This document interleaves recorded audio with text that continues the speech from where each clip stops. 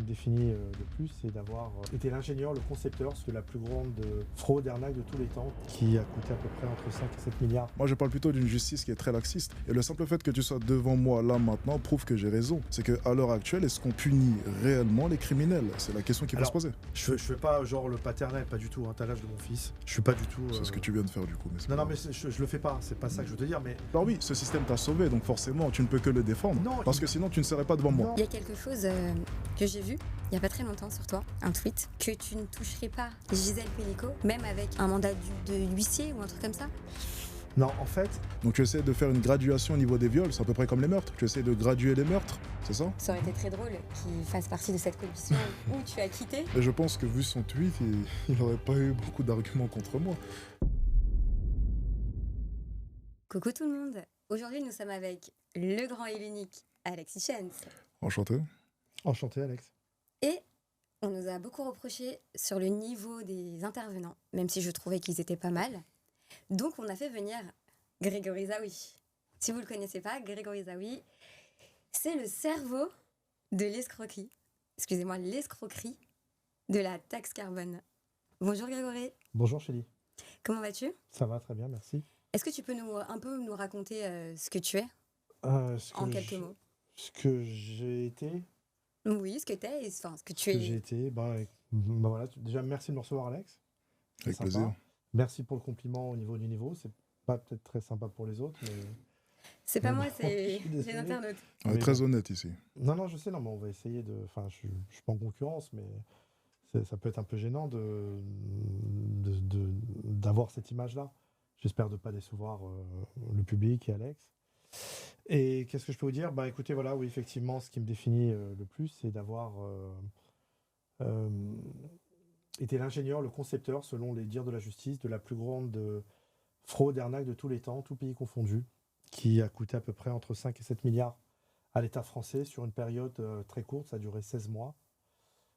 Pourquoi je dis que c'est de tous les pays confondus? Parce que en comparatif, on dit souvent l'affaire Madoff, c'est 50 milliards. En fait, l'affaire Madoff, au final, ça a été que 5 milliards sur 40 ans. Ok. Donc, si on fait le comparatif, Il y a eu des films sur toi apparemment. il y a eu plusieurs films, des séries, des documentaires. Il y a encore d'autres choses en préparation, Ok. effectivement. Et Oui. j'ai entendu également que tu t'es inscrit à l'élection. Oui, je me suis présenté en mai 2023 pour être député des Français de l'étranger de la 8e circonscription. C'est le Maghreb et l'Afrique de l'Ouest. C'est à peu près 16 pays. J'ai fait ça sans aucun parti politique. Ça s'est pas très bien passé pour moi parce que j'avais pas de parti pour me soutenir financièrement. Donc j'ai fait une cagnotte Litchi. Et malheureusement, ce qui s'est c'est qu'il y a des gens très sympas sur les réseaux qui ont contacté Litchi en leur disant que j'étais un escroc, que j'allais détourner l'argent. Ok. Donc ça, j'ai pas pu. Enfin, l'argent qui a été récolté a été rendu et j'ai pas pu aller très loin dans ma campagne. Ok. Bon, Alex, on t'a aussi traité d'escroc par. Tu sais qui c'est? Mhm. Qu'est-ce que t'en penses de ce que t'entends là? Parce que je pense qu'on ne sait pas le même niveau d'escroquerie là. Alors, je pense surtout que je n'ai jamais été reconnu par la justice comme étant un escroc, Je suis déjà d'accord pour avec toi. commencer. Et pour ce qui est de ce que je viens d'entendre, j'imagine que c'est le passé. Peut-être que tu as changé, peut-être pas. Après, ça, c'est ta vie privée dans tous les cas. Mais c'est vrai que le niveau s'annonce plutôt intéressant pour ce podcast. Donc, tant mieux. Super. Il y a quelque chose que j'ai vu il n'y a pas très longtemps sur toi, un tweet, que tu ne toucherais pas Gisèle Pellico, même avec un mandat de huissier ou un truc comme ça. C'est pas un peu misogyne ça? Non, en fait, quand il y a eu l'emballement médiatique autour de l'affaire Pellico, les gens, dans la grande majorité, ils ont souvent ce qu'on appelle l'instinct grégaire.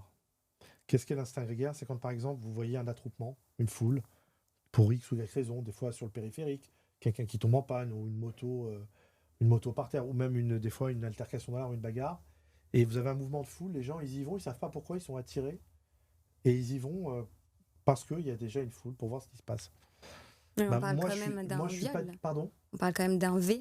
Enfin, je sais pas si on peut le dire. Oui, sur non, mais YouTube. justement, je vais développer là-dessus. Donc, moi, j'aime bien prendre de la hauteur quand il y a ce type de mouvement de foule ou de gens qui vont suivre un peu bêtement, ils suivent le troupeau. Moi, j'aime bien prendre du recul, de la hauteur, essayer de comprendre, analyser les choses un peu différemment. Euh, Moi, j'ai dit, ouais, effectivement, j'ai dit, bon, le tweet, je l'ai retiré parce que c'était surtout la demande, pas des gens, des internautes, des haters sur Twitter qui m'ont très vite invectivé. C'est surtout à la demande de mes très proches, c'est-à-dire mes enfants et des amis proches qui m'ont dit, ouais, papa, tu devrais le retirer. Mais je l'assume totalement, par contre. Moi, je dis qu'on a le droit de dire qu'une femme, quelle qu'elle soit, qu'elle ne nous plaise pas. Et j'ai dit, effectivement, je l'écris que cette femme-là, même avec, devant un constat d'huissier, même avec un bâton, je ne l'aurais pas touchée. Ok, mais quel était l'intérêt du coup de ce tweet? D'avoir une vision différemment et de pouvoir aussi avoir ma propre opinion. Puis Mais moi, quel est le rapport avec cette affaire au final? Parce quelle qu'on parle affaire? quand même d'une femme qui... C'est bel et bien ça, une Oui, femme qui s'est celle fait qui s'est violer fait plusieurs par fois. plusieurs hommes. Ok, quel est le rapport de dire simplement que de ton côté, elle ne t'attire pas? En fait, quel est le lien avec cette histoire? Et puis, quel était ton but au final avec ce tweet? Parce que, C'était quelque chose de satirique? C'était quoi? oui, c'était un peu aussi une forme de Ok, provocation, absolument, ok. je l'assume totalement. Mais dans quel but? C'est ça ma question. Dans le but d'avoir un avis différent, parce qu'il y avait trop de gens qui...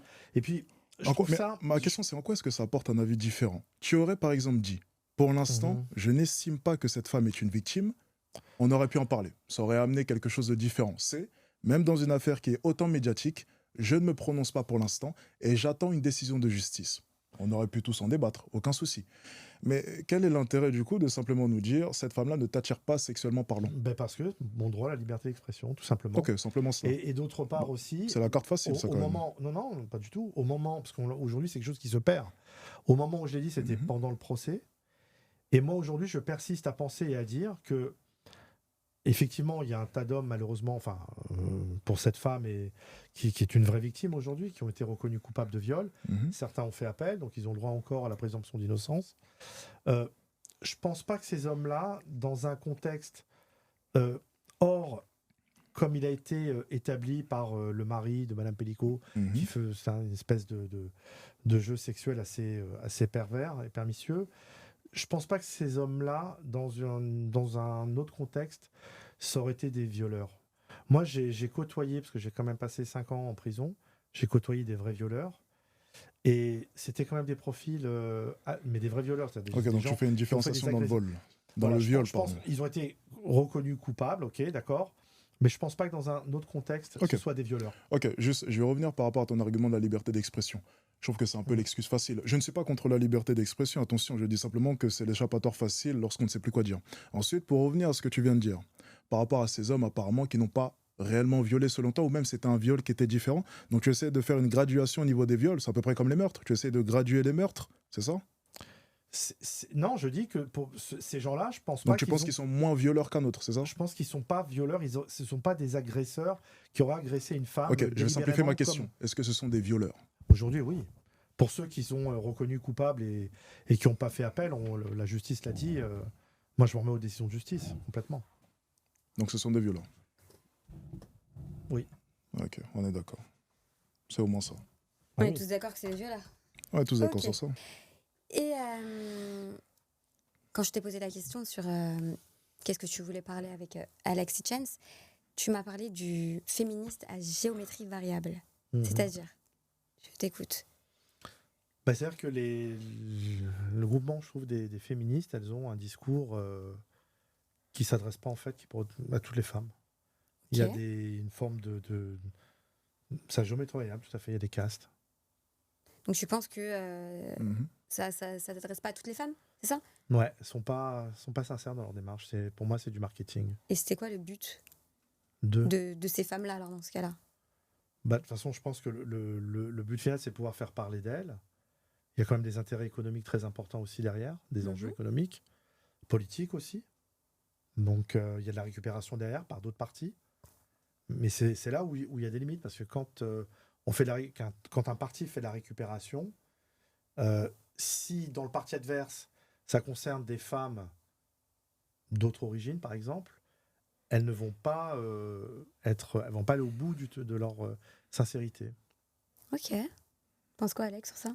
J'ai pas très bien compris, pour être honnête avec toi. Moi, je dis simplement, en tout cas vis-à-vis du féminisme, que c'est avant tout une question de classe sociale. C'est la chose la plus importante. Je pense qu'on n'a pas tous les mêmes chances à partir du moment où on ne vient pas du même milieu sociale. Ensuite, pour la différence homme-femme, je ne pense pas en tout cas qu'une jeune femme qui habiterait dans les quartiers bourgeois et qui aurait papa ou maman dans certains secteurs aura les mêmes chances qu'un gars qui sort des quartiers. Au final, je pense que cette femme-là aura bien plus d'avantages dans le monde du travail que lui. Donc moi, je parle avant tout d'une question de classe, avant même une question de couleur de peau ou d'origine, ou peu importe. C'est surtout ça, selon moi. Ensuite, pour ce qui est du féminisme de manière générale, je pense que les femmes, à l'heure actuelle, l'égalité, elle est présente. Pas forcément à tous les niveaux, parce que au bout d'un moment, il y a certains secteurs où c'est tout simplement impossible d'obtenir une égalité. Mm. Et puis pour ce qui est du monde du travail, où on nous parle souvent de différences salariales, je pense qu'une égalité parfaite est impossible. Non. Ok. Je suis Donc on n'aura jamais un 50-50 parfait. Et donc forcément, il y aura toujours des différences. Il y a certains secteurs où les femmes sont mieux payées, d'autres non. Ensuite, on avance encore et encore au fur et à mesure du temps. Mais je pense que le principal problème que rencontrent les femmes là maintenant, c'est une question de sécurité. Mais la question de sécurité, on la ressent nous aussi hommes, et c'est ce que les femmes oublient. Oui. Les femmes nous parlent souvent d'agression sexuelle, de se faire siffler dans la rue. Mais nous, en tant qu'hommes, on ressent aussi cette insécurité. Lorsque je viens à Paris, je ressens cette insécurité. Tu sens te faire siffler aussi, Alex? Alors, pas me faire siffler, du coup, c'est différent. Parce que l'agression sexuelle, tu vois, le sifflage ou le fait qu'on Oui. vient te mettre une main aux fesses, Oui. c'est lié tout simplement au fait que c'est quelque chose de sexuel. Généralement, un Oui. homme est attiré par une femme et vice-versa. Ok. Pour ce qui est de nous, les agressions sont totalement différentes. Donc, ça ne va pas être des agressions sexuelles, ça va être d'autres types d'agressions. Mais on le ressent tout autant. Ok. T'en ressens parfois toi aussi? L'insécurité en France, même moi, du haut de mes 2 mètres, je le ressens. La différence entre Dubaï et ici, Oui. elle est énorme. Je Tu sais, confirme. même les petits réflexes dans la rue, lorsque tu prends ta carte et tu pars retirer de l'argent, on jette toujours un coup d'œil à gauche Toujours, ou à droite, c'est vrai. toujours. Et c'est des habitudes, par exemple, que j'avais perdues à Dubaï, mais que je reprends très vite en France. Donc l'insécurité, tout le monde la ressent. Après, peut-être que les femmes, de leur côté, elles le ressentent encore plus, mais c'est lié tout simplement au fait que tu fais 50 kilos tout mouillé. 45, s'il te plaît. 45, pardon. Et tu penses quoi de Greg, de ce qu'il vient de dire? Moi, je suis d'accord sur le fait que l'égalité, elle n'est pas possible. Mais c'est les femmes qui la veulent aujourd'hui. C'est les femmes qui la revendiquent. Moi, une fois, j'ai vu une femme qui était sur la route, qui avait crevé. Elle Mhm. était emmerdée avec sa roue, essayait de faire monter sa voiture. Je me suis approché d'elle et puis je lui ai demandé si elle était pour l'égalité des sexes. Elle m'a dit absolument. Je lui ai dit, bah, démerdez-vous. Alors, je suis parti. Elle était pas mal, celle-là. Les femmes ne veulent pas de l'égalité. Les femmes Pas mal, veulent les pas mal. avantages sans les inconvénients. C'est différent. Elles veulent pas d'une égalité parfaite. Et ça, c'est une réalité. Juste les avantages sans les inconvénients. C'est tout. Mais ça, c'est impossible. Tu peux pas avoir les avantages et les inconvénients en même temps. Non. Bah non, on peut pas tout avoir. Tout simplement. Tu peux pas demander que les hommes te perçoivent de la même manière qu'un autre homme si tu nous demandes de t'ouvrir la porte ou de payer au restaurant. C'est pas possible. On n'est pas des idiots. On pense. Et on voit les actions. Donc si je te paye le restaurant, si je t'ouvre la porte, je n'arriverai jamais à te voir comme égal à égal. C'est impossible. Oui, c'est sûr. Donc tu penses que les femmes aujourd'hui, en fait, elles en veulent trop? Je pense qu'il y a tout un tas d'actions que les femmes demandent de la part d'un homme qui ne vont pas dans la direction d'une égalité. C'est surtout ça. Et ça, c'est quelque chose de factuel. Mais elles ne voudront jamais abandonner tous ces avantages. Jamais. Je sais, souvent, il y a des vidéos comme ça où... et moi, ça me fait rire à chaque fois. Je ne dis pas que c'est une bonne chose, attention, mais il y a des vidéos sur le net où une femme gifle un homme et puis l'homme remet la gifle. Tout le monde s'indigne, n'est-ce Oui. pas? On aime Pourtant, pas une bonne- ça s'appelle de l'égalité en soi. Mais ça dérange tout le monde. Pourquoi est-ce qu'il y a un malaise lorsqu'il y a ce genre de vidéo? Si on parle d'égalité, gifle, légitime défense, gifle. C'est une égalité, non? C'est pas la même force, Alex. Et donc, au final, on ne peut pas espérer une égalité si on est tant différent à la base. C'est ce que je dis. Oui, mais L'égalité il y a- est impossible. Il y a souvent des femmes qui profitent justement de cette faiblesse pour la transformer en espèce d'une force où on ne peut pas répondre. Exactement. Hmm. Elles veulent les avantages vicieux. sans les inconvénients. Le Ok. droit de pouvoir te gifler, mais ce seront les premières à crier lorsque tu remettras la gifle en prétendant « Je suis une femme, comment oses-tu toucher une femme Voilà, c'est ça. ?» C'est les ça. problèmes. C'est un vrai débat, ça. C'est les avantages sans les inconvénients. Ça n'existe pas. C'est vrai. Et c'est pour ça que le féminisme en soi doit évoluer.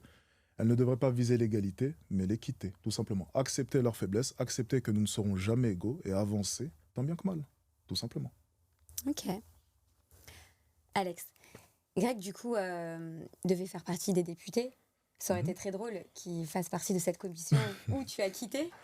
Ok, mais je pense que vu son tweet, il n'aurait pas eu beaucoup d'arguments contre moi. C'est une blague, bien entendu, mais il aurait pu faire partie de cette commission, oui. Je Si pense. j'avais été élu. Mhm. Déjà, moi, je voulais te dire que j'ai apprécié ce que tu as fait. Parce que, pour plusieurs raisons. Déjà, je crois que depuis, surtout l'affaire Benalla, Il n'y a jamais eu autant de commissions parlementaires dans l'histoire de la Ve République. C'est un truc qui est devenu très à la mode. Arthur Delaporte, celui qui t'a posé les questions, je ne le connais pas personnellement, mais j'étais à un moment un petit peu en contact avec Vogetta, c'est un autre député qui est macroniste, et c'est les deux qui ont fait la loi sur les influenceurs. Je sais. Voilà.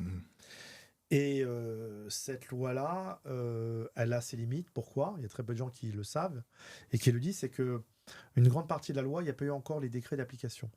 Ça veut dire que, par exemple, il y a un décret qui était hyper important, c'est que tous les influenceurs qui habitent en dehors de la communauté européenne, notamment comme Dubaï ou la Suisse, ils ont l'obligation, c'est dans la loi, c'est écrit, d'avoir un représentant, un mandataire pour représenter leurs intérêts, leurs contrats qui vont signer avec des firmes européennes. Okay.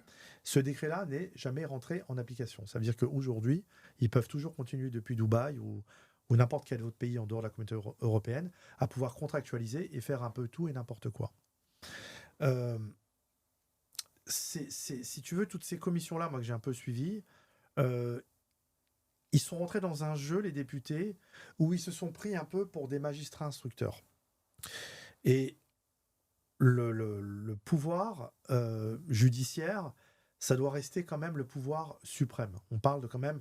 Le pouvoir judiciaire, c'est quand même quelque chose qui peut permettre de mettre un ancien président de la République en prison.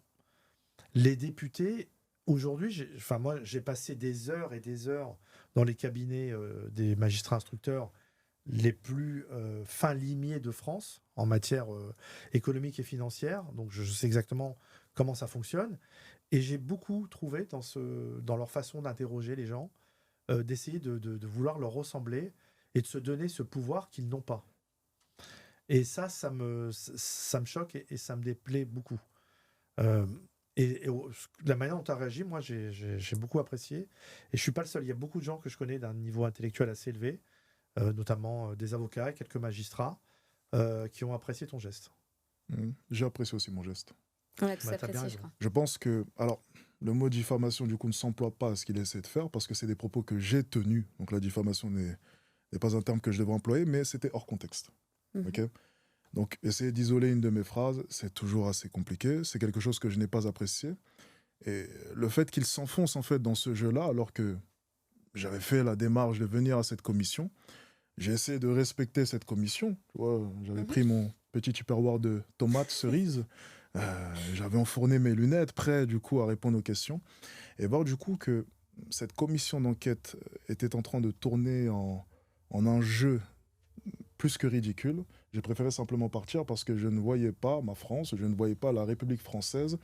En fait, j'étais simplement en train de me dire, même des députés au final sont incompétents et ce sont ces mêmes personnes qui votent les lois.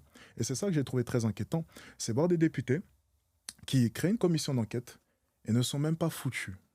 Désolé, mais ne sont même pas foutus de s'informer un minimum sur le sujet même de cette commission. À un moment donné, je me suis même demandé s'il n'allait pas me poser la question de comment créer un compte TikTok. Tu vois, on en était à ce niveau-là, tellement le niveau était bas. Et du coup, ça a remis un peu en question toute ma vision de la France, même si elle était déjà à peu près organisée, mais c'est venu confirmer en fait simplement une impression que j'avais maintenant depuis un moment, c'est on est dirigé par des clowns. On est dirigé par des clowns. Et je pense que cette commission d'enquête-là l'a montré. Ok, et tu devais faire partie de ces clowns. T'aurais réagi comment face à Alex ? Justement, l'idée c'était de relever de rehausser le niveau, c'est le but. L'idée c'était bon, mais bon, moi on me repasse chaque fois que je fais un tweet ou on me ramène toujours à mon passé. Ta gueule, escroc, rends l'argent aux Français. Enfin bon, moi tout ça, je le sais pertinemment. Je sais ce que j'ai fait. J'ai été condamné pour ça. J'étais en prison pour ça. Quand on me dit ça et que ça devient vraiment malveillant, j'ai mes réponses. Je leur explique déjà aux gens, je leur dis quand je suis sympa, je leur dis bon déjà, j'ai plus d'argent, j'ai tout dépensé. Si j'ai envie d'un niveau supérieur, je vais leur dire de toutes les manières, vous êtes assez stupides pour croire que si un jour toutes ces milliards qui ont été détournés avec l'aide, le concours de l'État, parce que c'est quand même la Caisse des dépôts et consignations qui a permis cette fraude. Vous êtes assez stupide de croire que si l'État recouvrait ces 5 et 7 milliards, que l'État allait vous faire un chèque ou alors vous faire payer des impôts, moins d'impôts. Mhm. Voilà, bien sûr que non. La réponse est non, mais les gens, ils sont assez bloqués. Ou des fois aussi, parfois, pardon, ils me disent rends l'argent. Je leur dis, et toi, rends-moi mes années de prison. Oui, tu as C'est payé tout. pour ça.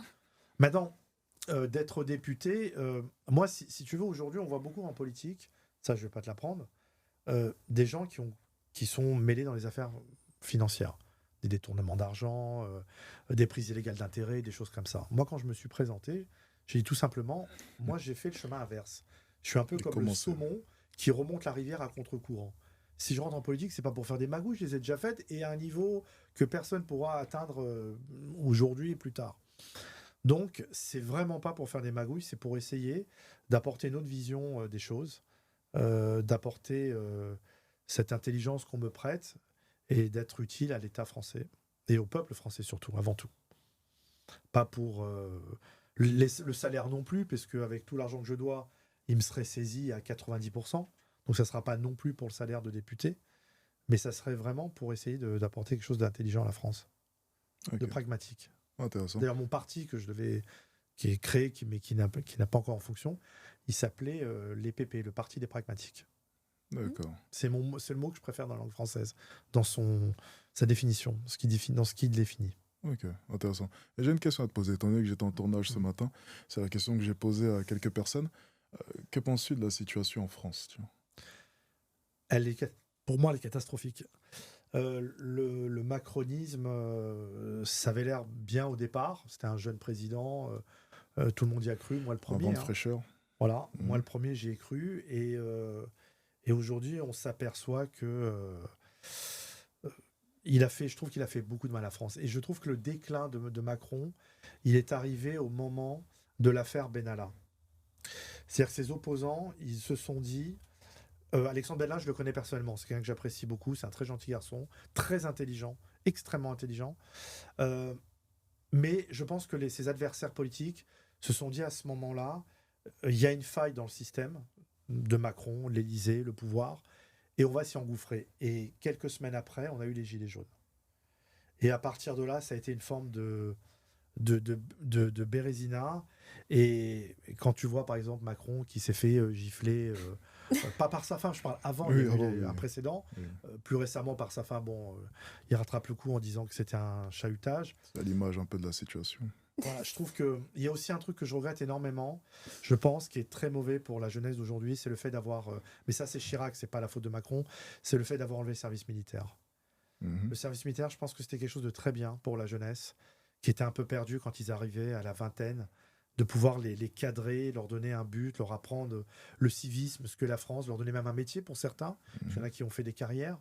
Et ça, je trouve que c'est un véritable problème aujourd'hui pour un grand nombre de jeunes. Ok, intéressant. Mais pour ce qui est du service militaire, alors je vais être d'accord avec toi.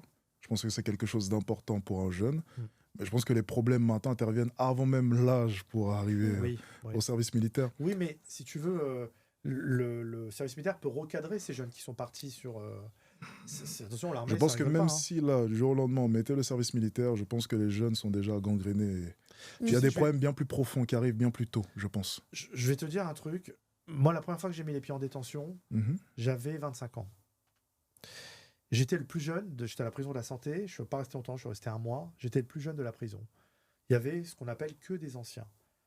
Moi, dans ma cellule, on était 3, il y avait un gars qui avait 52 ans, le double de mon âge, et un autre qui en avait 65. Et en promenade, il n'y avait que des anciens, j'étais le plus jeune. Quand j'y suis retourné, là, pour l'affaire du carbone, en 2019 notamment, où j'ai terminé ma peine, moi, j'étais le plus ancien. J'avais un peu moins de 50 ans. On m'appelait l'ancien, d'ailleurs. Les choses étaient complètement inversées. Il y avait des jeunes de 18, 20 ans, extrêmement violents, entre beaucoup de violences physiques. Surtout, plus, je veux dire, je me suis un peu trompé.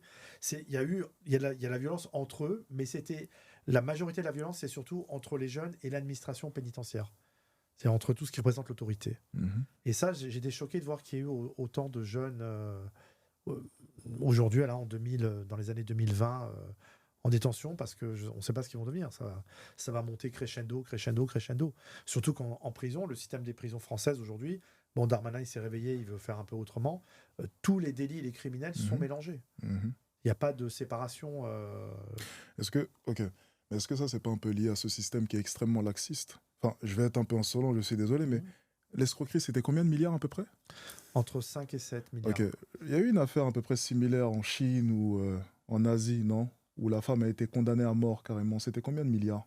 Ah, je sais plus. Faudrait Oui, retrouver beaucoup. le Oui. Non, mais chiffre. non, je vais te dire, j'aurais fait ça aux États-Unis, Dis-moi. je ne serais pas en face de C'est toi. ce que je suis en train de te dire. J'aurais pas vu le jour. Et peut-être que le problème commence là. Donc, le service militaire, c'est bien beau, hein, ok, il n'y a pas de souci, on peut parler du service militaire et peut-être que ça recadrera les jeunes. Moi, je parle plutôt d'une justice qui est très laxiste. Et le simple fait que tu sois devant moi là maintenant prouve que j'ai raison. C'est qu'à l'heure actuelle, est-ce qu'on punit réellement les criminels? C'est la question qui va se poser. On est dans une société en France Mhm. où la perpétuité réelle, elle existe, si tu veux, dans le code pénal, mais elle n'est pas Elle n'est appliquée. pas appliquée. On est dans un système où la France, pays des droits de l'homme, où on n'incarcère pas, même si tu as tué, même si tu as violé, un jour tu retrouves la liberté. Et ces gens-là, ils vont être, ils vont retourner dans la société civile. Et si tu veux, quelque part, il faut les rééduquer, les insérer. Et tu penses que c'est une bonne chose? Mais c'est notre système qui est fait comme Non, ça. non. Oui, le En Europe, système mais est c'est fait. pas que la France, c'est Le toute système l'Europe. le système est fait ainsi. Merci. Tout le monde le sait. C'est le Est-ce que c'est européen. une bonne chose? C'est une autre question. Ça dépend des. Sincèrement, je pense que ça dépend des délits et des crimes. Ok, tu sais que la récidive, c'est quelque chose de très présent. La plupart des personnes qui vont être incarcérées l'ont déjà été une fois. La récidive, c'est constant en prison. On est bien d'accord? Alors, justement, il y a des chiffres pour la récidive. Ok. Et figure-toi que la majorité des gens qui récidivent, c'est les gens qui n'ont pas eu le droit à une libération conditionnelle ou anticipée, ce qu'on appelle un aménagement de peine. Mhm. Ceux qui récidivent, c'est ceux qui vont généralement au bout de leur peine. C'est-à-dire que ça devient des têtes brûlées. Au bout de leur peine de combien de C'est-à-dire temps? qu'ils n'ont pas eu d'aménagement de peine. C'est-à-dire qu'on leur a pas donné l'espoir de sortir avant la fin de leur peine. Ça, c'est pas moi qui dis, c'est les chiffres. Mais hein, il faut du ministère simplement de se la Justice, baser. Oui, mais le gros problème, c'est quelle peine? C'est la question que je te pose. Tu sais, lorsque tu violes une femme et on te donne 3 ans, alors oui, tu es allé au bout des 3 ans, mais est-ce que violer une femme mérite réellement 3 ans? C'est ça la question Non, que je je te suis pose. d'accord avec toi. Mais Le moi, problème tu sais, est plus tu sais ça. moi, j'étais condamné, moi, à Mhm. 12 ans. Ok. D'accord? Et tu en as fait combien? J'ai tué personne. J'ai tué personne, j'ai violé personne. J'avais qu'une seule partie civile dans mon dossier, Mhm. l'État français. D'accord? Ouais. C'est-à-dire. Quand on tout le touche monde. l'argent. Voilà. L'État français. C'est-à-dire, comme les gens ils disent, ouais, rend l'argent, machin. Bon, je t'expliquais tout à l'heure que si cet argent était recouvré, ça changerait rien à la vie des Français. Réellement. C'est que du. Mais tu as pris des milliards. Non, j'ai pas pris des milliards. J'ai fait perdre des milliards à l'État français. C'est pas pareil. Dans tous les cas, tu les as pris. Il faut bien les prendre quelque part pour Non, les mais y a faire pas que perdre. moi. On est un Ok, ensemble de si je te fais individus. perdre ta chemise, Ouais. il fallait bien que je la prenne avant, n'est-ce pas? Donc tu as Non. pris de l'argent à l'État. J'ai pris l'argent, bien sûr. Non, mais je l'assume, je le reconnais. Je suis pas en train de dire. Mais ce qu'il faut savoir dans mon affaire, si tu veux qu'on en Mhm. parle, c'est que l'État a été complètement laxiste. C'est-à-dire que moi, pendant presque 1 an et demi, Mhm. l'État, tous les jours, je leur donnais des instructions par fax où je leur disais, paye-moi me payer des factures françaises. Bien sûr. Chaque facture faisait plusieurs millions d'euros Mhm. avec de la TVA française sur des comptes chinois en Chine. La Chine, c'est un pays qui n'est même pas signataire du protocole de Kyoto, qui en a rien à foutre du carbone, du CO2 et compagnie. Ils ont rien. Enfin, ils ont. C'est-à-dire que pourquoi je te dis que c'était des instructions par fax? Parce qu'aujourd'hui, toi, tu es de la génération où quand tu fais un virement instantané, la vitesse de l'envoi d'un SMS. Tu vois, là, tu rentres le l'IBAN de ton destinataire et tu mets la somme et ça part. Mhm. Moi, à l'époque où ça a été fait entre 2008 et 2009, c'était pas fait comme ça. C'était fait manuellement. Ça voulait dire que lorsqu'il recevait un fax à la Caisse des dépôts et consignations, tu avais quelqu'un qui prenait le fax, qui le saisissait. Mais en quoi est-ce que ça change la gravité Parce de ce que tu qu'à as pu aucun faire? moment, ils se sont dit, mais comment est-il possible d'envoyer autant d'argent Mhm. tous les jours? Une société française envoie de l'argent en Chine. Eh, mais ce Il y a que tu es un en truc qui train est de nous pas dire normal. simplement, ok, pas de souci. Ce que tu es en train de nous dire là maintenant, c'est qu'ils sont idiots. On a tous compris.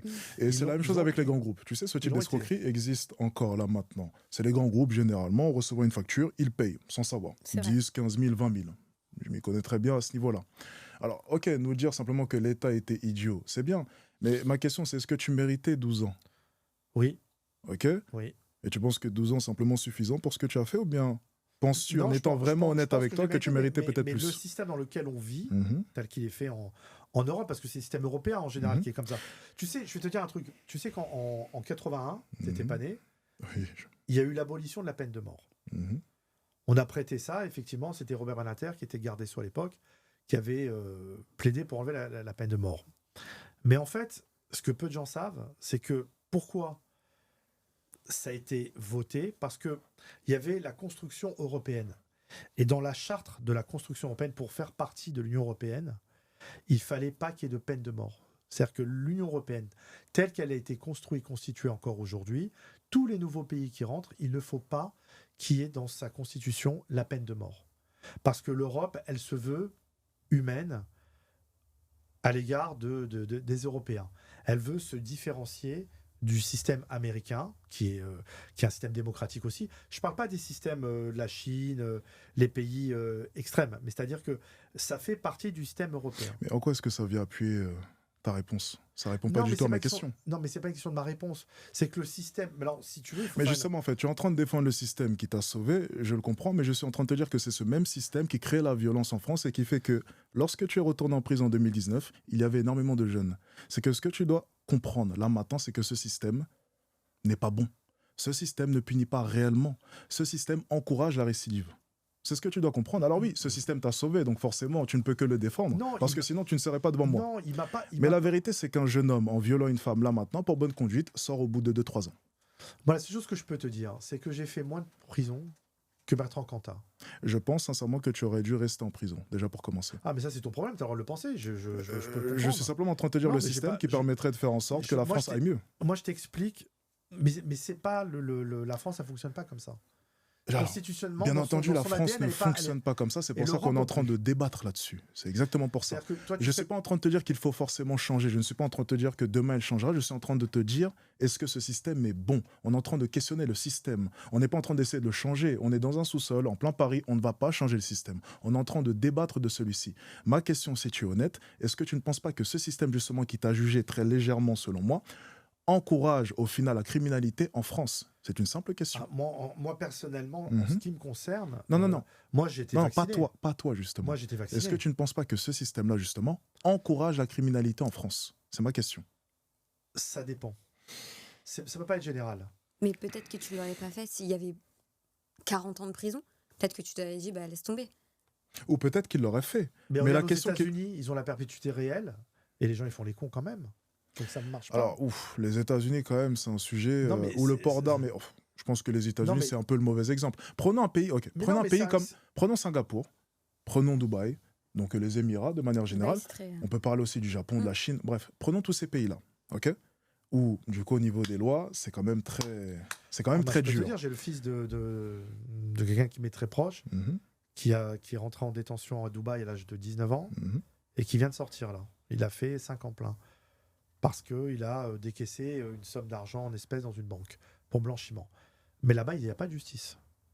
Il est resté pendant 5 ans enfermé.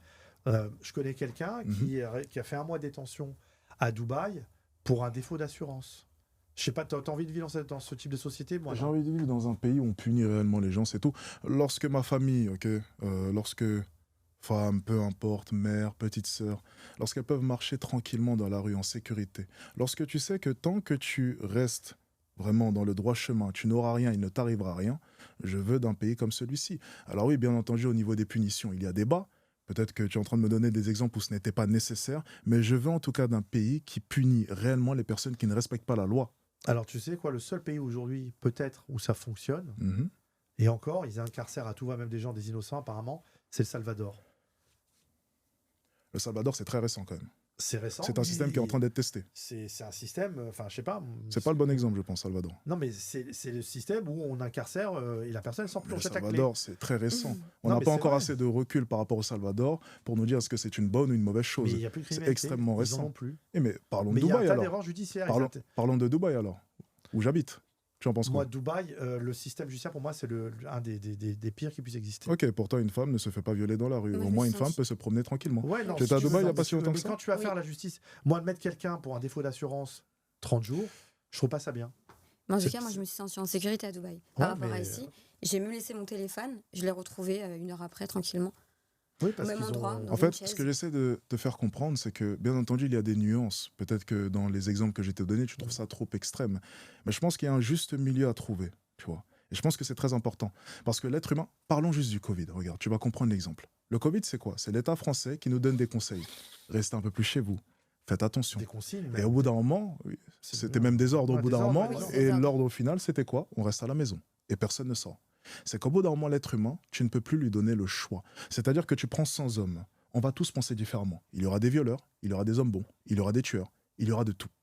Et lorsque tu comprends la nature même de l'être humain, au bout d'un moment, il te faut des règles qui sont précises et des règles que tout le monde doit respecter pour faire en sorte que cette société soit pérenne. S'il n'y a pas de règles, s'il n'y a pas de structure forte, les gens se perdent. Parce qu'il y aura toujours des anomalies, il y aura toujours des escrocs, il y aura toujours des tueurs et toujours des violeurs. Le plus important, c'est de faire en sorte de les mater au moment voulu. Mais regarde, tout à l'heure, tu l'as balayé. Parce que je t'ai donné l'exemple des États-Unis. Ça fonctionne pas aux États-Unis. Mais Ils ont la perpétuité réelle, ils ont la peine de mort dans certains États, et ils ont des criminels, des violeurs. Tu crois que le type, avant de tirer ou de violer une femme, il va se dire ah non, si je la viole, finalement, je vais prendre perpétuité. Ça n'existe pas. Tu c'est sais. pour ça que c'est un parfait ensemble. Si on parle de Dubaï, il y a l'aspect loi et il y a tout un tas d'autres aspects. L'éducation, la culture. L'aspect social est aussi extrêmement important. On doit apprendre le respect aux jeunes. Il y a aussi la religion, même si, bon, je n'aime pas trop parler de religion, je suis désolé, mais il y a aussi la religion qui est très importante. Lorsqu'on parle des États-Unis, c'est quoi? Le wokisme, les jeunes qui sont perdus, le port d'armes. Je pense que c'est le pire exemple que tu pourrais donner. Tu ne Non, peux même c'est pas pas- comparer... C'est pas l'exemple que je veux te donner. Ce que je veux te dire, c'est que voilà, une société où la justice elle est très sévère. Les États-Unis, c'est quand même le pays qui incarcère le plus. C'est pour ça que ça c'est fonctionne un pas. aspect des points que tu dois améliorer. C'est-à-dire que la justice, tu dois l'améliorer, mais il y a aussi tout un tas d'autres aspects. C'est qu'aux États-Unis, les jeunes sont perdus. Aux États-Unis, les jeunes n'ont pas de repères. Aux États-Unis, il y a les familles monoparentales. Il y a tout un tas de problèmes aux États-Unis qu'on ne peut pas balayer comme ça d'un revers de la main. Alors oui, tu as pris un aspect qui est la loi. Effectivement, oui. C'est très La loi aux sévère, là-bas. États-Unis est très dure. Ouais. Mais ensuite, les autres aspects, tu en fais quoi?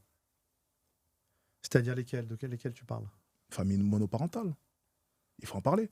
L'éducation, il faut en parler. La culture, il faut en parler. Le wokisme, il faut en Ouais. parler. Il y a tout un tas d'autres aspects que tu ne peux pas balayer comme ça d'un Je te revers balaye de la pas, main. mais toi, tu me dis, toi, tu es en train de me dire, Je n'ai jamais il parlé faut- des il faut- États-Unis. il J'ai faut- parlé de non, Singapour, Dubaï, Japon, Chine. À aucun moment, je n'aurais, ne serait-ce qu'une seule seconde, non, osé non, mais nommer tu- les États-Unis. Tu me dis, moi, je pense pas qu'un délinquant ou un criminel, Mhm, quand il passe à l'acte, mhm. je pense pas qu'il se dise ah, mais si je fais ça, je risque 40 ans. Il n'a pas le code pénal avec lui dans la main.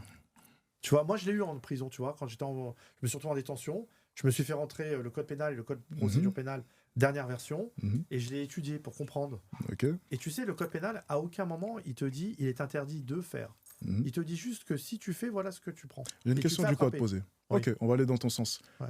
T'es allé à Dubaï? Oui. Est-ce que t'es allé au Faille? Oui, Ok. Il y avait combien de Parisiens à sacoche, casquette à l'envers là-bas? beaucoup. Ok. Ces jeunes-là en France, tu sais ce qu'ils font? Oui. Pourquoi est-ce qu'ils ne le font pas là-bas? Bah parce que c'est tellement dangereux de le faire là-bas. Ils risquent la prison direct. Même les jeunes qui se comportent extrêmement mal Alors, ici. Attends, juste. Non, non, Regarde. je vois, Et les mêmes jeunes d'ailleurs qui foutent le bordel à Marrakech, en Espagne, ce genre de pays. En allant à Dubaï, bizarrement, il n'y a aucun problème à chaque fois. Tu trouves pas ça un peu bizarre quand même? non, parce que ces jeunes-là, peut-être, ils comprennent, ils ont compris. Ah mais tu vois, Que la tout le monde justice, c'est pas comprend la la loi même. lorsqu'elle est très dure. Mais alors, d'un autre côté, tu peux m'expliquer pourquoi il y a autant de gens dans les prisons à Dubaï? Il y en a beaucoup, hein. Ah bon? Je peux te dire. Bah, T'as de moi, l'entourage je peux dans les dire, prisons à Dubaï? Bah oui, je t'ai dit, j'ai le fils d'un ami qui était pendant 5 ans. Donc tu as un exemple. Et moi, j'ai énormément J'en de ai personnes deux ou que je trois connais à exemples, Dubaï. J'en ai 2 ou 3 exemples qui ont été en prison et les prisons sont pleines. à Je vais faire Dubaï. une remarque un peu facile. Je pense qu'un escroc a potentiellement des amis escrocs. Pour ce qui est de moi, en tout cas, mon entourage, tout va bien. C'était plus une blague, attention. Ne le prends Non, pas non, je le personnellement, prends mais pas mal. pour tout mon entourage, en tout cas à Dubaï, toutes les personnes que je connais, personne n'est allé en Tu sais prison. qu'à Dubaï, actuellement, ils sont en train de faire la chasse à tous les trafiquants français, là, pour beaucoup. Moi, j'ai J'espère un de mes bien. amis très proches qui est qu'on appelle ça, qui est attaché consulaire à l'ambassade de France à Dubaï, qui est au courant de tous les dossiers. Ok. Et ils sont en train de faire, les autorités de Dubaï, il y a eu la visite de Darmanin il y a quelques mois qui est à Dubaï pour ça, et ils sont en train de faire la chasse à tous les gens qui sont partis là-bas pour blanchir de l'argent criminel qu'ils ont gagné en France ou ailleurs. Tant Pas mieux, non? forcément venant du stupéfiant, c'est à ça que tu fais allusion. Et Dubaï aussi va changer, et va Tant mieux, non? incarcérer, et va extrader. Oui, tant mieux. Parce qu'un des gros problèmes de Dubaï, et ça j'en ai toujours parlé aussi, c'est cet aspect-là. C'est l'aspect blanchiment d'argent. C'est Et c'est ça. d'ailleurs pour ça qu'on avait une très mauvaise image. Lorsque j'envoyais mes factures au début et puis il y avait écrit Dubaï, les gens étaient toujours très réticents, liés justement au blanchiment d'argent. Donc tu vois, c'est quelque chose qui va améliorer, je pense, le pays, enfin du moins l'Émirat. Tant mieux. Bah, les banques françaises, elles auront toujours un a priori par rapport à ça, je peux te le dire. On est bien d'accord. Mais Les banques essayons quand même françaises, d'améliorer les choses. Mais moi, personnellement, je ne suis pas fan du système de Dubaï. Et je vais te dire... Pareillement, pas à 100%. Il y a certains aspects que j'aime et d'autres C'est une non. société qui est complètement aseptisée, qui n'a pas d'histoire, qui n'a pas de culture, à part le bling-bling. Moi, j'aime ce qui est authentique. C'est très récent aussi. J'aime les... De quoi? C'est très récent aussi. De quoi, Dubaï? Bah oui, Le nouveau il peut pas Dubaï, du avoir, coup. Oui, non, le nouveau Dubaï, ouais, mais peut-être dans 200, 300 ans, on verra, mais on sera plus là, ni toi ni moi, pour On est bien le d'accord. voir. Mais en attendant, je préfère quand même notre bonne vieille Europe. Et moi aussi, d'ailleurs. Et je le dis souvent. Tu sais, ce que je dis souvent, c'est qu'en revenant en France, ça me déchire le cœur de voir la Mais situation. c'est le plus Parce beau pays que du monde, la France. Je suis tellement C'est bien avec mon dommage. petit vélo, ou même dans les campagnes. J'étais au Mans il n'y a pas si longtemps que ça. Enfin, c'est tellement beau la France, et c'est pour ça que voir sa situation, à chaque fois, ça me déchire le cœur, tu vois. Je te promets que j'ai voyagé pas mal. La France, c'est le meilleur pays du monde. On est d'accord. On te soigne gratuitement, c'est quelque chose d'exceptionnel. Mhm. Aux États-Unis, la première chose qu'on te demande quand tu tombes malade ou tu vas à l'hôpital voir un médecin, c'est ta carte de crédit. Mhm. Et si tu peux pas payer avec, s'il n'y a pas d'argent dessus, on ne te soigne pas. Mais encore une fois, même pour le système de santé, tu vois, il y a cet aspect qui est bien. Je te vois souvent regarder que la partie émergée de l'iceberg, mais aussi une partie que tu ne vois pas. C'est, oui, on nous soigne gratuitement, mais est-ce que ça ne crée pas des déséquilibres? Où sort l'argent? Non, le problème, c'est que c'est mal géré après derrière. Exactement. C'est-à-dire, la carte vitale, il y a eu énormément d'abus, ça, Exactement. ça, Bien je suis sûr. complètement d'accord. Mais c'est-à-dire, quand tu es français, moi je te parle, ce qui nous Bien sûr. concerne, nous directement, de se Mhm. dire, tu vois, moi aujourd'hui je prends de l'âge, j'ai commencé à avoir quelques problèmes de santé. Si je dois aller habiter dans un pays étranger, je réfléchirai d'abord pour les problèmes de santé. Mais Système si de jamais je santé. tombe malade là-bas, je fais comment? Qu'en Mhm. France, j'ai pas ce souci-là. De pouvoir aller te faire soigner gratuitement, c'est... Et tu sais, je reviens sur ce que tu disais tout à l'heure, sur un modèle de société. Mhm. J'ai oublié le titre du film. C'est un film qui a une vingtaine d'années, qui est, je sais pas, c'est un film danois, suédois. Enfin, c'est un film scandinave Mhm. qui parle d'une société où l'État a réussi à faire une société où il y a zéro criminel. Il n'y a plus de criminalité. Ils ont Ok. réussi à l'éradiquer totalement. Tu sais comment il se termine le film? Ils deviennent tous fous, ils se suicident, les gens. Ah oui? Ok. Tu vois, donc, zéro criminel, on n'y arrivera jamais. Jamais. C'est pas le but. Jamais. Il faut de la nuance. Mais en France aussi, ce qu'il faut savoir, c'est que il n'y a pas de place de prison. C'est-à-dire, tu veux incarcérer, tu veux les attraper, les machins. Là. Déjà, ils sont en surpopulation carcérale. Mhm. Ils sont à 3 à 4 en cellules, alors des cellules qui sont conçues pour une seule personne. On n'est pas dans un pays... les Français ne sont pas des bourreaux. Mais Tu quelle est vois- la solution, du coup, à cette surpopulation? Attaquer le Alors problème à moi, la j'ai source. des solutions. Il y a des solutions qu'on peut prendre très rapides, que moi m'étais reprise il y a pas très longtemps par... comment il s'appelle, l'ancien journaliste, le maire de Béziers? Ménard. Ok. Moi, je me retrouver mes tweets, d'ailleurs, il y a un peu plus d'un an peut-être, j'avais Ok. dit ce qu'il faudrait faire. Je t'écoute. Parce que moi, j'ai vu en détention beaucoup de gens d'étrangers, des OQTF, des tout ce que tu veux, là, qui est très à la mode en ce moment, des gens qui parlent même pas français, qui n'ont pas les papiers, qu'on les a ramassés parce qu'ils ont fait des conneries, ils ont mis des couteaux, ils ont violé, ou que sais-je, et ils sont en prison. Et toute la journée, qu'est-ce qu'ils faisaient? Ils vont au médical. Ils se refont les dents, parce que c'est gratuit quand tu es en prison. Ils leur font des lunettes, s'ils ne voient pas bien, des trucs auditifs. Il y en a même qui font de la kinésithérapie parce qu'ils ont mal au dos. Moi, tu vois, non, mais ils sont en détention et ils mangent et on leur... Ok. Moi, tu vois, C'est un spa. ces gens-là, j'ai pas de haine ou d'animosité particulière contre eux, peu importe. Mais en Europe, il y a des pays où il y a des places de prison, où ils sont en sous-effectif de détenus. Je les prends et je les mets dans ces prisons-là et je libère des places. Et mais du Et coup, ça coûterait... t'évite d'avoir à construire des prisons. C'est une situation qui est immédiate, qui est Donc très il faut rapide. l'envoi et le retour, du coup, parce qu'on les reprend ensuite, forcément. Non, après, ça dépend du sort, parce qu'ils vont être jugés. Maintenant, les jugements, tu les fais en visioconférence. T'as pas besoin de... Si tu les mets dans une prison en Allemagne, ou en Hollande, ou en Bulgarie, peu importe. Ok, mais une fois la peine purgée, comment est-ce que ça se passe? Bah, après, ça dépend à quoi ils vont être condamnés. S'ils vont être condamnés à être expulsés Mais ou prenons une pas, personne qui a été jugée pour 5 ans de prison, par exemple, et qui est envoyée en Allemagne, une fois sa peine finie. Que se passe-t-il? bah, ça dépend à la fin, parce que dans les gens qui n'ont pas de papier, Ah, le tu parles des jugement OQTF. voilà, le jugement Ok. dit si ils doivent rester ou Ok. s'ils doivent partir. Et la loi française aussi, pour les gens qui n'ont pas de papier, quand ils sont à mi-peine, on leur fait une proposition. s'ils acceptent de rentrer dans leur pays, Mhm. ils font la moitié de leur peine. D'accord. Et t'en as beaucoup qui ne l'acceptent pas. Ils préfèrent Parce que aller, les peines ne sont pas assez conséquentes aussi. ils des fois. préfèrent C'est aller, ça. mais ils préfèrent aller au bout pour se Mhm. dire je resterai en France pour continuer Ça, c'est fou, ça, quand à même. Hein. gratter. Ah, ça, je l'ai vu. Et c'est pas fou comme je peux te le système, dire. ça, justement? Mais c'est que la France est bonne. Mhm. C'est une Un bonne peu vache à trop. lait. Un peu trop. Et naïve, surtout, je pense. Parce que j'ai l'impression que le système français, tu sais, c'est beaucoup le pardon. C'est la seconde chance, la troisième chance, la cinquième chance, la sixième chance, pardon. Tu vois, c'est beaucoup ça. C'est un système vraiment qui te donne ta chance et qui, même si tu jettes cette chance-là, t'en redonne une autre Bah, c'est constamment. un système qui est humain. Mais justement, dans une société comme celle-ci, et surtout, je parlais de la nature même de l'être humain, justement, être trop humain avec un être humain, je pense que c'est quelque chose de mauvais, parce que tout le monde n'est pas bon. Tout le monde ne sera pas comme toi. Tu as purgé ta peine, peut-être que tu as décidé d'arrêter, tu vois. Peut-être que tu t'es dit, Ah, fini les j'ai escroqueries. compris. Moi, j'ai compris. Mais ce ne sera pas forcément tout le monde, tu imagines bien. Ah, moi, j'ai parfaitement compris. Moi, Mais ton voisin j'ai d'un peur de côté, la prison. J'ai mais pas ton honte de le voisin dire. d'un côté, est-ce qu'il fera le même choix, tu vois? Tu sais, moi, quand j'étais en prison, j'ai aidé beaucoup de gens Mhm. à faire leur courrier, à leur donner une stratégie pénale à entreprendre, parce que des fois, les avocats, c'est pas les plus malins. Et puis, il y en a qui me disaient carrément, je parlais avec eux, ils me disaient, moi, tu sais, moi, quand je sors, j'ai pas le choix, je vais recommencer. Mhm. Je leur disais un truc tout con, mais c'était que du bon sens. Je leur dis, tu sais, si tu dois refaire des bêtises quand tu vas sortir, réfléchis bien au rapport qualité-prix-prison. C'est-à-dire ce que ça va te rapporter Mhm. en argent Mhm. par rapport à ce que ça va te coûter en prison. Je te donne un exemple. Là, assez récemment, ça a été la mode. Tous les types qui ont kidnappé des patrons de banques crypto et compagnie. Oui. Bon, ce qu'ils ne savaient pas, c'est que le Bitcoin, il y a très peu de crypto-monnaies qui ne sont pas traçables. Le Bitcoin est une monnaie qui est totalement traçable et bloquable. Ils ont fait n'importe quoi. C'est des mecs qui vont prendre des 10 et 15 ans, des peines à 2 chiffres. Ils ont gagné 0. Donc, si tu veux, quand je dis si jamais tu dois faire des conneries, évite-le le plus possible. Mais si tu dois le faire, réfléchis bien à ce rapport qualité-prix-prison. Parce que ça va te rapporter en argent par rapport aux années de prison. Et un jour, tu sais, comme j'étais un des Tu premiers... pourras faire une formation pour devenir. Oui, oui, Ouais. complètement.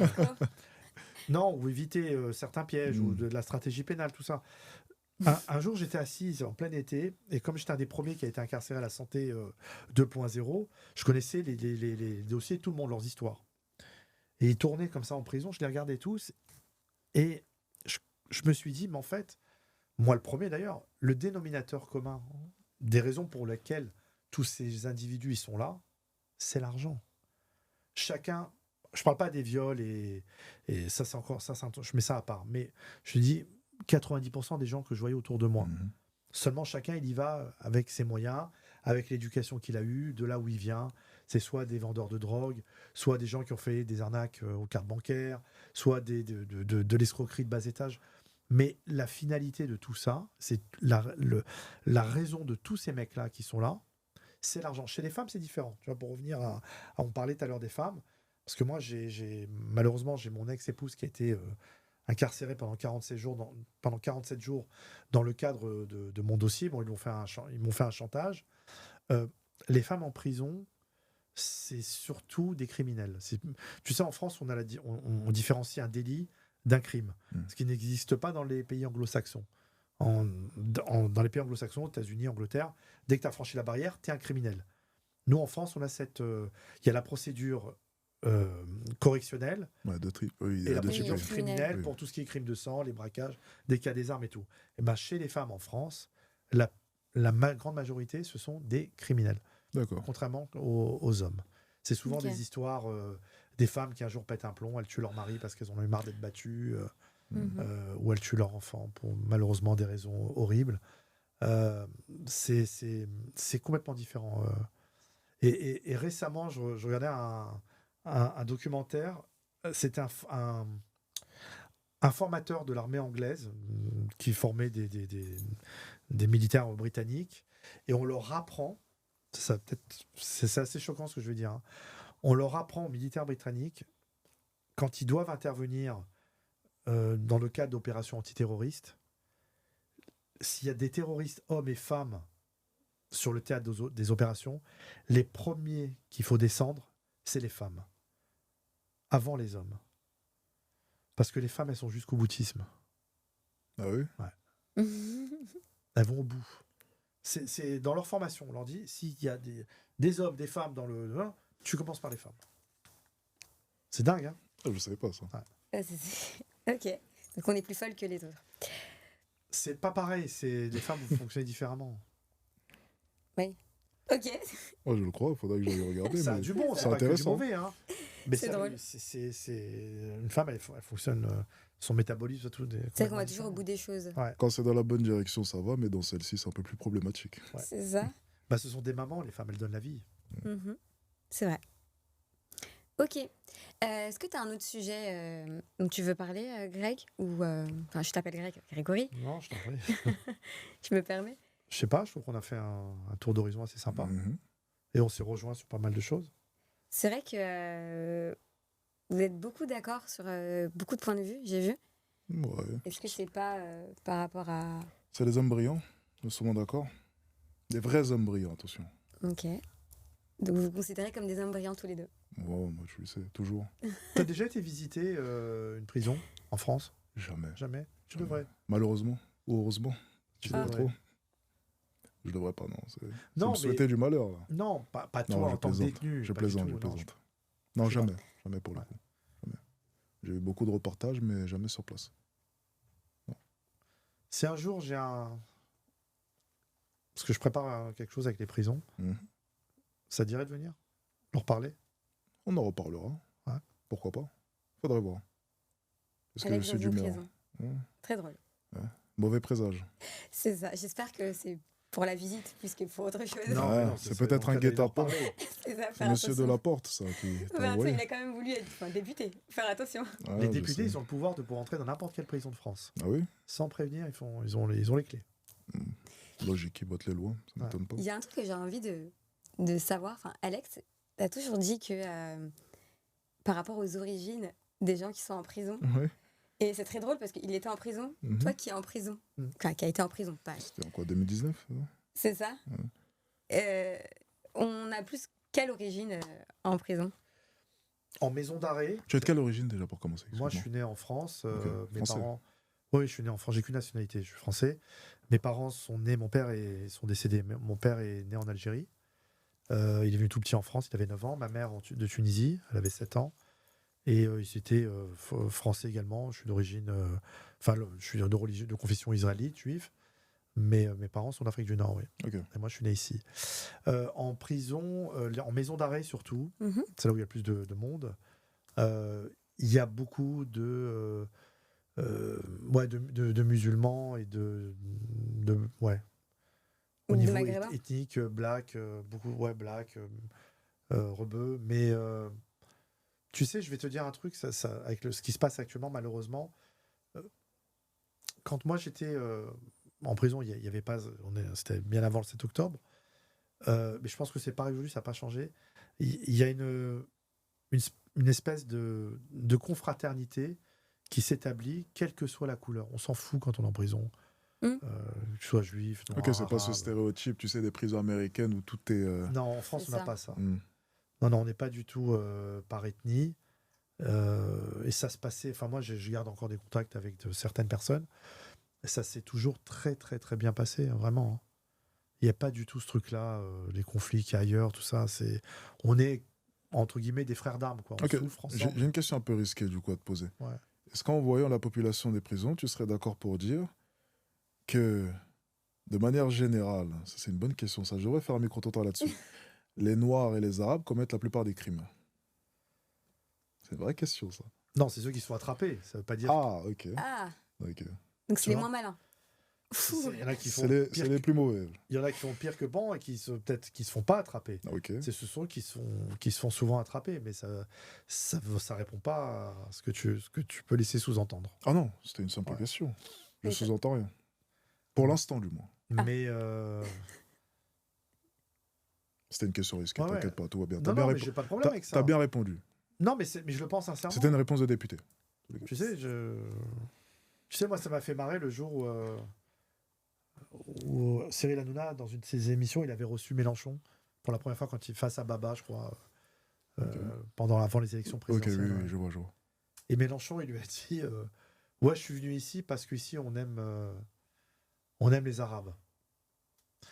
Et il n'a pas bien répondu, Cyril. Moi, il m'aurait dit ça, j'aurais dit, mais si, on aime tout le monde. Mhm. Tout simplement. Il a y pas répondu de- quoi? Ça, j'aurais répondu ça, si on aime Et tout lui, le il a monde. répondu quoi? Il a répondu Parce qu'on quoi? on n'a pas Il suivi. était, il a eu un peu à côté. Il s'attendait pas à ça. Mhm. Il était surpris. Ouais, bon, après Mélenchon, Oui. c'est un peu compliqué. Je pense qu'il a plus toute sa tête.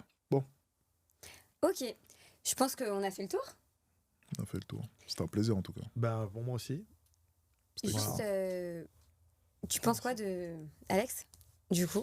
Est-ce que tu le vois exactement pareil, ce que tu voyais sur ses vidéos? Parce qu'il y a beaucoup de reprises. Je pense qu'il a TikTok. besoin encore. Je suis plus. T'as quel âge, Alex, si je peux me permettre? J'ai eu 26 ans. J'ai le double de ton âge. Je fais pas genre le paternel, pas du tout. T'as l'âge de mon fils. Je suis pas du tout. C'est ce que tu viens de faire du coup. Mais c'est Non, pas non, mais grave. je le fais pas. C'est pas ça que je veux te dire, mais c'est pas ça où je veux en venir. Ce que je veux dire, je pense que tu as encore besoin de vivre des choses. Et d'ailleurs, c'est ce que je me suis dit plusieurs fois du président Macron. T'es papa ou pas encore? C'est pas une bonne question ça. Non, je te pose la question parce que Il y a des caméras, il faut pas poser ce genre de je questions. pense. Ah, excuse-moi. Oui, non, je comprends. Peut-être pour raison de sécurité, ça, je peux comprendre. Tu vois, je trouve qu'un président de la République qui n'a jamais été père de famille, de comprendre d'un enfant, la souffrance d'un enfant, d'une famille, Ok. c'est pas, il peut pas être pleinement père d'une nation. Ok. Donc pourquoi je te dis ça? Parce que je pense que tu es jeune et tu as encore besoin de vivre des choses, avec les années, le regard, la maturité, tout ça. Et après, tu vas certainement arrondir les angles, penser peut-être un peu différemment.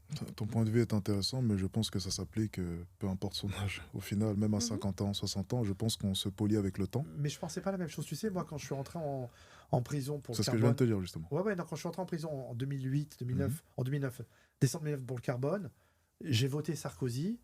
Quand je suis sorti en 2011, j'ai voté Hollande. J'avais changé. C'est-à-dire ma vision de la société et du traitement de l'être humain et de la justice Mhm. m'a fait voir la société d'une autre Et manière. dans 10 ans, tu voteras qui? Ah, je sais pas. Pour moi-même. C'est ce que je suis en train de te dire. Pour On moi-même. évolue. Pour toi-même. C'est ce que j'essaie de dire, c'est qu'on évolue constamment. Qu'on Et ait pour Alex. 26 ans, 40 ans, 50 ans, je pense qu'on évolue tout le temps, constamment. C'est valable pour moi et c'est aussi valable pour toi. C'est pour ça que j'ai apprécié ton conseil, mais je te le retourne aussi. Ah oui, non, mais moi, je te dis, ça m'est arrivé. Pareillement. La première fois que j'ai voté pour les présidentielles, c'était en 95. C'était ma première fois que je votais de ma vie. J'ai voté Chirac, mais pour un truc assez... c'était pas pour sa vision de la France ou d'être de droite ou de gauche. C'est uniquement parce qu'il avait promis qu'il allait augmenter la TVA de 2%. Et pour Ok. moi, 2%, c'était quelques centaines c'était des francs à l'époque. C'était des millions de francs en plus, Ok. potentiels. Et il y en a plein qui votent aussi tous parce des qu'à erreurs. l'époque, je crois, ils enlevaient les contraventions aussi. Donc, Alors ils ça, étaient, oui, effectivement, avant, jusqu'à Sarkozy, il y avait une tradition républicaine qui disait que tous les, comment on appelle ça, toutes les élections présidentielles, il y avait l'amnistie présidentielle. Il y avait ça aussi, ça va te faire bondir. Donc, on effaçait toutes les contraventions. Ok. pas mal C'est-à-dire, ça. on mettait balle au centre pour tout le monde. Et également, on donnait des grâces présidentielles le 14 juillet. Il y avait aussi. Il y avait les grâces du 14 juillet et les grâces présidentielles. Et en fait, ça permettait de vider les prisons. Sarkozy, quand il est arrivé au pouvoir, il a dit il n'y a plus de 14 juillet, il n'y a plus de grâce présidentielle. Bon, il te donnait à peu près 2 mois, mais sur les petites peines, ça permettait de vider pas mal de... Il y avait du monde qui sortait. Sarkozy, non seulement il a enlevé les grâces du 14 juillet et les grâces des contraventions. Une contravention. Et Ok. après, malheureusement, Hollande a continué, Macron également, mais c'était... Et ainsi de suite. les gens Ok. appréciaient beaucoup ça. Bon, c'est Ok, comme C'est un être cadeau. élu. On sait comment devenir président aujourd'hui.